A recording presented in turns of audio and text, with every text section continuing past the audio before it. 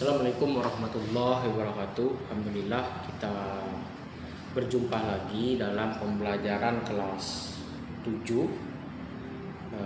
yang mana kita pada hari ini untuk mempelajari tentang aktivitas kehidupan masyarakat pada Islam ya. Ini khususnya di Indonesia pada dasarnya ya. Jadi setelah peradaban Hindu-Buddha itu mengalami kemunduran, salah satunya adalah penyebaran Islam yang disampaikan di Nusantara ya. Jadi Islam itu masuk melalui berbagai aspek. Pertama itu ada perdagangan, ada pendidikan, ada seni budaya, ada dakwah, ada tasawuf, dan juga ada pernikahan. Nah, kalau perdagangan itu pedagang muslim yang menetap di sekitar pelabuhan untuk membentuk perkampungan muslim. Perdagangan ini merupakan jalan dakwah pertama yang menjadi awal mula masuknya Islam ke Indonesia. Makanya Islam ke Indonesia itu masuknya tidak secara berperang, jadi secara lemah lembut ya. Nah, sama halnya ketika Wali Songo misalnya ya, mereka berdakwah secara intens, dan bagaimana Islam itu bisa masuk dengan secara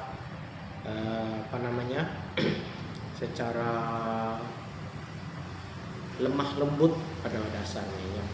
Kedua itu pernikahan yang dilakukan seorang pemeluk agama Islam, itu pendekatan kepada raja atau bangsawan ataupun keluarganya untuk menikahi secara Islam. Jadi Indonesia itu waktu masih berkepercayaan Hindu-Buddha, jadi dengan cara pernikahan juga bisa masuk secara Islam. Selanjutnya pendidikan ya. Nah, agama Islam yang dilakukan oleh santri atau guru atau pesantren itu kemudian mencakupi ilmu. Nah, jadi secara ilmu dari pesantren tersebut dan dakwah ke daerah asal daerah lain untuk memeluk agama Islam. Nah, jadi seperti misalnya ada dari seorang ini dia belajar dakwah, bukan belajar dakwah, dia belajar ke suatu daerah Mekah misalnya, dia kembali lagi dan dia berdakwah secara pendidikannya dengan mengajarkan pendidikan agama Islam. Selanjutnya tidak lupa juga seni budaya. Nah, makanya seni budaya Islam biasanya itu kan banyak pelajaran-pelajarannya ya. Nah, terus ada dakwah. Nah, strategi dakwah ini juga penyebaran Islam di Nusantara itu cukup sering dilakukan oleh seorang wali atau ulama yang menyebarkan Islam dengan berdakwah ke kampung-kampung dan desa-desa untuk menyebarkan Islam.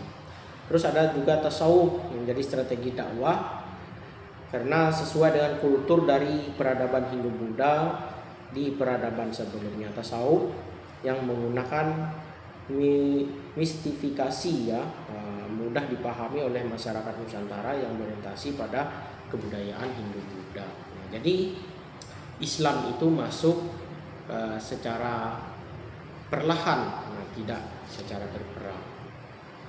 Nah, selanjutnya kita membahas tentang kerajaan-kerajaan sebagai berikut ya. Samudra Pasai misalnya, yang merupakan kerajaan Islam yang berada di ujung utara Pulau Sumatera ya. Nah, di sana bisa kita lihat sejarah-sejarahnya ya. Terus ada Aceh Darussalam, benteng tangguh Islam di Nusantara untuk saat ini ya. Makanya kerajaan-kerajaan Islam itu sangat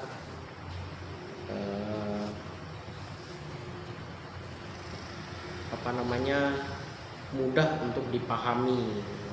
Terus ada Demak. Nah, di situ terkenalnya Raden Patah yang beragama Islam memutuskan hubungan dengan Majapahit dan mendirikan kerajaan Demak. Ada juga Banten ya. Nah, itu Pulau Jawa. Di situ banyak ya, Banten. Ada juga Makassar dan Mataram serta wilayah-wilayah lainnya, Ternate di Tidore ya. Jadi lumayan ini karena karena di dasarnya ketika Islam itu masuk di daerah Nusantara ini sehingga mereka belajarnya melalui seni budaya, dakwah dan tasawuf ya untuk perdagangannya juga di daerah-daerah pesisir.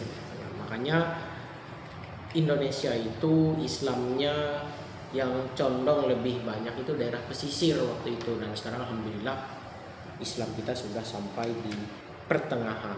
Nah, contohnya juga Banjarmasin ya. Nah, jadi perisai penjajahan di Kalimantan misalnya.